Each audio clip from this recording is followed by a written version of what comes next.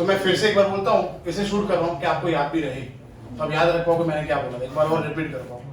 तो मैंने सबसे पहले बोला कि अमाइन का सबसे पहला रिएक्शन मैंने याद करवाया अल्काइलेशन। क्या याद कराया? तो अल्काइलेशन में मैंने बोला कि अगर मिथाइल ग्रुप ऐड हुआ तो, मिथाइल ग्रुप ऐड हुआ तो, प्रोपाइल ग्रुप ऐड हुआ तो, हाँ। तो ऐसे ही फिर हमने बात करी, मैं स्कॉटन बाउमैन रिएक्शन तक आपको ले जा रहा हूं, तो बने रहो अभी। एसाइलेशन में CH3CO ग्रुप ऐड होता है। कौन सा ग्रुप ऐड होता है? CH3CO group. CH3CO ग्रुप जब ऐड होता है तो इसको बोलते हैं एसाइलेशन और एसिटाइलेशन। सी एसाइलेशन मतलब ACYL लेशन, ATION, और इसको एसिटाइलेशन भी बोलते हैं, ACETYL, एसिटाइलेशन। तो एसाइलेशन एसिटाइलेशन का मतलब जो NHCH3 हुआ था ना, वो NHCOCH3 हो जाएगा। क्या हो जाएगा? That's great, क्या बात है। अब NHCOCH3 की जगह NHCO बेंजीन ऐड होगा तो इसको बोलते हैं बेंजोइलेशन। क्या बोलते हैं? बेंजोइलेशन। और इसको बोलते हैं स्कॉटन बाउमैन रिएक्शन। क्या बोलते हैं? Schotten Baumann reaction. और ये भी एनिलीन में होना चाहिए इन पर्टिकुलर। किस में होना चाहिए? एनिलीन। तो मैं फिर से रिपीट करता हूं, जिनको समझ आ रहा है अच्छे से सुनो। PHNH2 को बोलते हैं एनिलीन। क्या बोलते हैं? PHNH2 मतलब बेंजीन NH2 को एनिलीन बोलते हैं। बस स्कॉटन बाउमैन रिएक्शन करने के लिए कौन सा रिएजेंट लेंगे दोस्तों? Very good, benzoyl chloride. क्या लेंगे? PHCOCl। क्या लेंगे? अब PHNH2 था, उसके अंदर PHCOCl डाला तो एक H और Cl निकल गया। क्या निकल गया? तो PHNHCO PH। समझ आया? PH and H2 था तो H निकल गया, तो NH, उसमें से PHCOCl से Cl निकल गया तो COPH। तो again PH and HCO PH, again PH PH मतलब इधर बेंजीन, बीच में NHCO। हाँ, समझ आया? हाँ।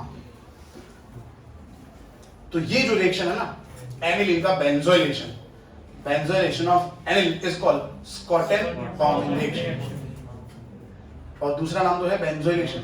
तो अभी तक वैसे मैंने आपको दो ही रिएक्शन पढ़ाए हैं, एक तो अल्काइलेशन और एसिटाइलेशन। चलो ठीक है, फिर तो एनिलीन का आपको पता ही है, नाइट्रेशन, ब्रोमिनेशन। चलो ठीक है, फिर सल्फोनेशन में पता है सल्फोनिलिक एसिड बन रहा था, स्बिटराइन बन रहा था। नहीं आता तो कोई बात नहीं, पर तीन रिएक्शन और मैंने बताया, नाइट्रेशन, सल्फोनेशन और ब्रोमिनेशन। चलो ठीक, तो 5 रिएक्शन हुए। फिर एनिलीन का नाइट्रस एसिड के साथ रिएक्शन करते हैं, BDC बनता है। क्या बनता है? बेंजीन डायज़ोल। और फिर हम रिएक्शन करते हैं BSC के साथ, benzene sulphonyl chloride. Benzene sulphonyl chloride, उसको बोलते हैं हिल्सबर्ग्स रिएजेंट। क्या बोलते हैं? उसमें प्राइमरी में रिएक्ट करता है, सेकेंडरी में रिएक्ट करता है, टर्शियरी में रिएक्ट नहीं करता, क्योंकि उसके अंदर H नहीं होता। बस तो खत्म रिएक्शन, और कोई रिएक्शन ही नहीं है। तो इसका मतलब चैप्टर नंबर, हाँ मैं बता रहा हूँ, नहीं है मतलब नहीं है, खत्म नहीं है, मतलब दूर दूर तक नहीं है, कहीं पे भी नहीं है। हाँ, फिर BDC के रिएक्शन है। BDC के तो रिएक्शन है ना, बेंजीन डायज़ोल छोड़ के सेंड में रिएक्शन है, गैडोनिन रिएक्शन है, बेंजीन बनाते हैं हम, फिनॉल बनाते हैं हम, और भी बहुत सारी बातें। एजो डाई आपने बनाया था, ठीक है ना? सत्य क्या हुआ? हाँ, मैं फिर से एक बार रिपीट कर दूं, अल्काइलेशन पढ़ाया मैंने बोला एसाइलेशन, फिर मैंने आपको बोला नाइट्रेशन, सल्फोनेशन, ब्रोमिनेशन, फिर रिएक्शन देखा नाइट्रस एसिड के साथ जिससे BDC बनता है। उसके बाद हमने देखा एक रिएक्शन और, नहीं, BSC के साथ, बेंजीन सल्फोनाइल क्लोराइड के साथ। एक और रिएक्शन रह गया, बट वो अलग है, कार्बाइल अमाइन रिएक्शन। कौन सा रिएक्शन? जिससे बनता है NH2 से NC। क्या बनता है? हाँ, क्लोरोफॉर्म प्लस बेस। मैंने पता है कि आपको पढ़ाया था GOC1 के अंदर, मैं आपको याद कराता हूं, जब कार्बिन बना था, क्योंकि कार्बिन के 3 एप्लीकेशन है, रिमर डिमर, कार्बाइल अमाइन, और फिर एक एडिशन रिएक्शन में हमने यूज किया था। याद है आपको? चलो ठीक है। तो मेरा कहने का मतलब इसलिए मैंने भी आपको याद कराया GOC2 स्टार्ट करने के पहले कि चैप्टर नंबर 13 के जो रिएक्शन है वो फिक्स्ड है। तो उसमें एडिशन एलिमिनेशन ऐसा हो जाता है कुछ चैप्टर अमाइन के अंदर। अमाइन के अंदर ऐसा याद रखो, फिर से रिपीट कर देता हूँ। Alkylation, acylation, nitration, bromination, sulphonation, reaction with nitrous acid जिससे BDC बनता है, reaction with BSC benzene sulphonyl chloride और कार्बाइल अमाइन जिससे NH2 ग्रुप है वो कन्वर्ट हो जाता है NC के अंदर आइसोसाइनाइड फाउल स्मेल कंपाउंड। तो चैप्टर नंबर 13 के सब रिएक्शन मैंने बता दिए, खाली प्रिपरेशन ऑफ अभी बाकी रहा, प्रिपरेशन ऑफ वो तो प्रिपरेशन बाकी है और BDC सॉल्ट के रिएक्शन बाकी हैं, डायजोनियम सॉल्ट के, बाकी अमाइन के रिएक्शन मैंने बता दिए। तो अब अगेन समराइज करते हैं और फिर देखते हैं कि सब्स्टिट्यूशन क्या होता है, क्योंकि अभी तक तो मैं एडिशन पे था और फिर मुझे समझाना है एलिमिनेशन, फिर मुझे समझाना है रीअरेंजमेंट और फिर मुझे GOC2 पहले से लिखना स्टार्ट करना है। अभी तो मैं खाली इंट्रोडक्शन करवा रहा हूँ। एक बार फिर से रिपीट करता हूँ कि चैप्टर नंबर 10 जो था हमारा हेलो अल्केन हेलो एरीन, उसमें खाली सब्स्टिट्यूशन हो रहा था। अगेन रिपीट करूँ, चैप्टर नंबर 10 में ओनली हो रहा है सब्स्टिट्यूशन। चैप्टर नंबर 11 में be in general substitution. Chapter number 12 में एल्डिहाइड कीटोन के अंदर एडिशन और एसिड के अंदर एडिशन भी होगा, सब्स्टिट्यूशन भी होगा। चैप्टर नंबर 13 में नहीं बोला मैंने एडिशन सब्स्टिट्यूशन, मैंने सब अलग अलग रिएक्शन बताए, alkylation, acylation, nitration, bromination, sulphonation, reaction with nitrous acid, reaction with benzene sulphonyl chloride and carbyl amine reaction जिसमें से NH2 से NC बनता है। गजब याद हो गया। इसके पहले अल्केन, अल्केन अल्केन में एडिशन नहीं होता, अल्कीन में एडिशन होता है, अल्काइन बेंजीन में हो सकता है, थोड़ा कहीं कहीं होता है, क्योंकि देखो जब बेंजीन है ना उसमें रेजोनेंस है, रेजोनेंस से डबल बॉन्ड स्टेबल हो गए, डबल बॉन्ड स्टेबल हो गए तो एडिशन नहीं होता, वो अवॉइड करते हैं। समझ आ गया? तो एडिशन टाइटल क्लियर हो गया। अब दूसरा टाइटल सब्स्टिट्यूशन। एडिशन टाइटल थोड़ा बहुत क्लियर हुआ ना, अब सब्स्टिट्यूशन। तो अल्केन में ही सब्स्टिट्यूशन होता है, पहला ही ग्रुप अल्केन में सब्स्टिट्यूशन होता है, क्योंकि अल्केन है उसमें आप सोचो अल्केन में सिंगल बॉन्ड है। देखो सब्स्टिट्यूशन कहाँ होता है? सिंगल बॉन्ड में सब जगह होता है। जैसे पता है एडिशन में आपने क्या याद रखा? डबल बॉन्ड और तो आप ऐसे याद करो ना, सब्स्टिट्यूशन क्या होता है? हाँ, जहां सिंगल बॉन्ड है सब जगह होता है। सच बता रहा हूं, जहां सिंगल बॉन्ड है सब जगह होता है। मतलब डबली बॉन्डेड कंपाउंड के अंदर भी कोई कार्बन ऐसा है जिधर सिंगल बॉन्ड है ना तो उधर सब्स्टिट्यूशन हो सकता है। जैसे प्रोपीन, जैसे प्रोपीन का NBSC रिएक्शन करो एन ब्रोमोसक्सेनामाइड तो सब्स्टिट्यूशन होता है, भले प्रोपीन में डबल बॉन्ड है। तो ये बड़ा अच्छा कांसेप्ट है, बढ़िया कांसेप्ट है। सब्स्टिट्यूशन कहाँ होता है? हाँ, समझ आ गया? That's great. चलो बाकी सब्स्टिट्यूशन कहाँ होगा? चैप्टर नंबर 10 में होगा, चैप्टर नंबर 11 में होगा, चैप्टर नंबर 12 में तो नहीं हो सकता ना, क्योंकि C डबल बॉन्डों में एडिशन होता है। सब्स्टिट्यूशन का हमने खून कर दिया, जबरदस्त है। अब थर्ड रिएक्शन क्या है? हाँ, अब देखो कहाँ कहाँ होता है, अच्छे से सुनना। एलिमिनेशन कहाँ होता है? अल्केन में नहीं होता, ठीक है, समझ लो, सुन लो। अल्कीन में नहीं होता, अल्काइन में एलिमिनेशन नहीं होता, बेंजीन में एलिमिनेशन नहीं होता। अब आगे हेलो अल्केन एलिमिनेशन होता है। चलो, तो सर आपने बोला चैप्टर नंबर 10 में तो सब्स्टिट्यूशन होता है, बट सब्स्टिट्यूशन कहाँ कहाँ होता है बता देता हूँ। RH में होता है और ROH में होता है। अगेन एलिमिनेशन कहाँ कहाँ होता है, फिर से रिपीट करो, फिर से RH में होता है और R क्या होता है?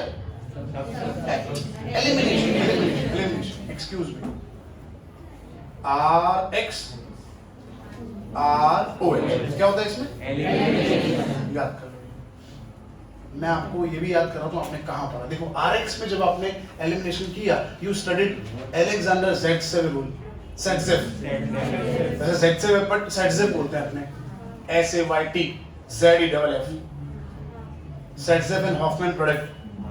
Setzev is dominant over Hoffman, but in 4 cases Hoffman is dominant over Setzev। मैंने वो भी बताया था आपको। चलो छोड़ो, भाड़ने के इतना सारा नहीं याद हो रहा, इतना याद रखो ना यार। एलिमिनेशन है ना दोस्तों, एलिमिनेशन है ना, एलिमिनेशन पहले elimination, alpha elimination, beta elimination. हाँ, बीटा एलिमिनेशन में E1 एलिमिनेशन, E2 एलिमिनेशन, खत्म elimination. Again elimination, alpha elimination, beta elimination, beta में E1 elimination, E2 elimination. Done. चलो अब सर एलिमिनेशन में अल्फा एलिमिनेशन क्या है? तो अल्फा एलिमिनेशन होता है for the production of कार्बिन, for the production of only one case in our syllabus, chloroform plus base. Chloroform plus base. हाँ, तो ये अल्फा एलिमिनेशन कहीं पे भी नहीं लिखा है एनसीईआरटी में, बट पूछते हैं। तो एलिमिनेशन में हमारे बुक में जहां देखो वहां बीटा एलिमिनेशन, ऐसा नहीं है, अल्फा एलिमिनेशन होता है। अल्फा एलिमिनेशन कब होता है बताता हूं। क्लोरोफॉर्म और बेस रिएक्ट करते हैं, बनाते हैं कार्बन, और दो ही रिएक्शन है, एक तो रिमर्टिमान और एक कार्बाइल अमाइन, याद कर लो। तो एलिमिनेशन, अल्फा एलिमिनेशन होता है क्लोरोफॉर्म प्लस बेस। दो ही टाइटल हमारे सिलेबस में है, एक मैंने बताया रिमर्टिमान और दूसरा मैंने बताया कार्बाइल अमाइन। ग्रेट। अब आगे बीटा एलिमिनेशन। तो पूरे चैप्टर नंबर 10 में एक ही बीटा एलिमिनेशन है जो मैंने बता दिया आपको, जिसमें ब्यूट 1 इन और ब्यूट 2 इन का आप स्टेबिलिटी डिसाइड करते हो। हमारे बुक में पेंट 1 इन और पेंट 2 इन लिखा है, ठीक है। और एल्कोहल वाले चैप्टर में है बीटा एलिमिनेशन, डिहाइड्रेशन रिएक्शन नाम है उसका, जिसमें इथेनॉल से इथिन बनाते हो, प्रोपेनॉल से प्रोपिन बनाते हो। मतलब एल्कोहल के अंदर कंसंट्रेटेड H2SO4 डाल देना है। क्या डालना है? एल्कोहल के अंदर कंसंट्रेटेड, तो अल्कीन बन जाएगा। खत्म एलिमिनेशन। एलिमिनेशन में और कुछ भी नहीं है। मैं पूरा एलिमिनेशन फिर से एक बार रिपीट करता हूं, और ये शूट तो हो ही रहे हैं। Elimination, alpha elimination, beta elimination, beta elimination E1 E2। Alpha elimination के अंदर मैंने बोला आपको क्लोरोफॉर्म प्लस बेस गिव्स डाइक्लोरोकार्बन। अब कार्बन में थोड़ा एक्स्ट्रा याद करो, डाइक्लोरोकार्बन। डाइक्लोरोकार्बन दो जगह यूज होगा, रिमर्टिमान, कार्बाइल अमाइन। डन। इसमें क्या होता है बाद में डिस्कस करते हैं। अब बीटा, बीटा में E1 E2, कहां E1 E2 होगा बाद में बताता हूं, क्योंकि लिखना पड़ेगा। तो अभी याद कर लो, हमारे सिलेबस में एलिमिनेशन दो ही जगह है। एक तो है, मैंने बता दिया आपको, एक तो हेलो अल्केन वाले चैप्टर में है, सेटजेफ और हॉफमैन में। फिर है अल्कोहल के डिहाइड्रेशन में। अल्कोहल में से पानी अगर आपको निकालना हो, अल्कोहल में से पानी निकालना हो आपको, तो कंसंट्रेटेड H2SO4 ऐड करते हैं। क्या ऐड करते हैं? हाँ, कंसंट्रेटेड H2SO4, तो पानी निकल जाएगा। क्योंकि कंसंट्रेटेड H2SO4 जो है, इट इज डिहाइड्रेटिंग एजेंट। क्या है वो? डिहाइड्रेटिंग। और अल्कीन में क्या बन जाएगा? और एलिमिनेशन और एक जगह होता है, मैंने अभी लिखा था, पता है? Addition elimination reaction. तो चैप्टर नंबर 12 में जहां अमोनिया वाला रिएक्शन, अमोनिया और उसके डेरिवेटिव, उधर भी एलिमिनेशन होता है। तो फिर से एक बार रिपीट करता हूं, 12th में एलिमिनेशन तीन जगह होगा। एक तो हेलो अल्केन में होगा, सेटजेफ हॉफमैन, एक होगा अल्कोहल के डिहाइड्रेशन में कंसंट्रेटेड H2SO4 ऐड करेंगे तब। और चैप्टर नंबर 12 में एक एक्सेप्शन होता है, जब एडिशन होता है तो वहां एलिमिनेशन भी होता है, अमोनिया और उसके डेरिवेटिव के अंदर, और कहीं भी एलिमिनेशन नहीं होता 100%। अब बाकी रहा रीअरेंजमेंट। तो फ्राइस रीअरेंजमेंट हर जगह होता है। देखो रीअरेंजमेंट कहां होता है? जहां पे आपका जो सबस्ट्रेट है या रिएजेंट है वो अनस्टेबल है। जैसे ब्यूटेन, नॉर्मल ब्यूटेन है वो अनस्टेबल है, तो आइसोब्यूटेन अपने आप बन जाता है। नॉर्मल ब्यूटेन क्या बनता है? जैसे बेंजीन के ऊपर कोई बल्की ग्रुप है ना, बल्की ग्रुप जिसमें दो ग्रुप है, जैसे ईस्टर। कौन सा ग्रुप? तो Easter is a combination of OH and COCH3। तो यहां पे रीअरेंजमेंट होगा। बताता हूं ना, देखो तेरा ही क्वेश्चन था, बेंजीन, सुनो, बेंजीन OCOCH3, बेंजीन OCOCH3। तो अगर मैं O के पास कौन सा ग्रुप बोला मैंने? तो COCH3 कीटोन हुआ ना, और बेंजीन के ऊपर OH लिखो तो फिनॉल हो गया। ये तो दो ग्रुप हुए ना, कि बेंजीन के ऊपर O एक अलग ग्रुप और COCH3। तो जब बेंजीन के ऊपर दो ग्रुप का कॉम्बिनेशन एक ही ग्रुप के अंदर हो ना, तो रीअरेंजमेंट होता है। फिर से बताता हूं, बेंजीन के ऊपर O, CO, CH3। देखो जिन्होंने पढ़ा है उनके लिए बहुत मजेदार चीज हो रही है अभी, और जिन्होंने पढ़ा नहीं ना, उनको तो ऐसा लग रहा है कि यार ये क्या बकवास कर रहा है। बाकी कुत्ते भूखते रहते, तो मुझे कोई पढ़ी नहीं किसी की। मैं अपनी मस्ती, मैं स्पॉन्टेनियस इंसान हूं, जोरदार भयंकर कॉन्फिडेंस है मेरे अंदर, मेरे को कोई फर्क नहीं पड़ता लोगों से। तो कोई बात नहीं, लोग ऐसे हैं, मुझे क्या फर्क पड़ता है।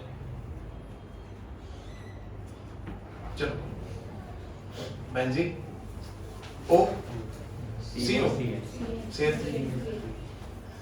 अब बेंजीन का O जो है ना, उसके साथ जो ग्रुप है CO, उसको हटा दो ना, तो बेंजीन को एक ग्रुप हुआ ना, क्योंकि अगर O के पास H रहेगा तो फिनॉल हो गया, तो COCH3 बाकी रहा, उसको भेज दो ऑर्थो पैरा पे। तो इसको आपने बोला सिलेबस में फ्राइस रीअरेंजमेंट। कोई बात नहीं हुआ तो मैं भी करने वाला हूं, डोंट वरी। बेंजीन के ऊपर OCOCH3 होता है ना, तो OCOCH3 मतलब कितने ग्रुप हुए? दो ग्रुप हुए। तो इतना याद रखो, बेंजीन के ऊपर दो ग्रुप एक ही ग्रुप के अंदर हो, दो फंक्शनल ग्रुप एक ही फंक्शनल ग्रुप में क्लब हो गए ना, तो यहाँ पे रीअरेंजमेंट हो सकता है। बाकी रीअरेंजमेंट के ऐसे टाइप नहीं है, electrophilic rearrangement, nucleophilic rearrangement, free radical, ऐसा नहीं है कुछ। रीअरेंजमेंट कहाँ होता है, उसका फंडा है कि जब इनिशियल रिएक्टेंट आपका जो है वो अनस्टेबल है, तो यहाँ पे रीअरेंजमेंट हो सकता है। समझ आया? और कहाँ होता है हमारे सिलेबस में मैंने बता दिया, बेंजीन के ऊपर को। That's great. अब हम GOC1 स्टार्ट कर सकते हैं पहले से। सॉरी, ये वीडियो मैं अपलोड कर रहा हूँ और भयंकर कमेंट करूंगा, भर भर के कमेंट करूंगा। कितने कमेंट? 100 कमेंट हो जाएंगे। थैंक यू यार।